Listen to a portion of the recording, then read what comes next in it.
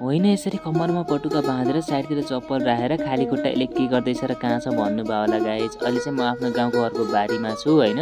बुवा बहिनी अनि म भएर आएको थियौँ। बहिनी चाहिँ काम गर्नु त हुन्छ भनेर त्यो साइडतिर लागिहालेँ। बुवा र म आफ्नो काममा व्यस्त थियौँ होइन।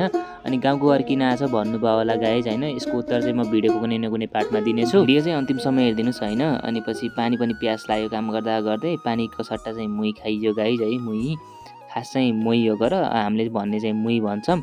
अनि पछि मुही पनि अब खाइयो आधी बाटोमा। अनि बुवालाई पनि दिएँ होइन। प्याज स्याज मेटाएर फेरि काम गर्न थाल्यो होइन। तल्लो बारीमा आएर झारपात गर्न लागेँ। अब किन झारपात गर्दैछ भन्नुभयो होला होइन। सुन्नुहोस् है त है, 6-7 महिना अघि चाहिँ मैले दाइको जन्मदिन पाएर चाहिँ टिमुरको बिरुवा रोपेको थिएँ होइन। के कस्तो भयो भनेर हेर्न आएको गाइज।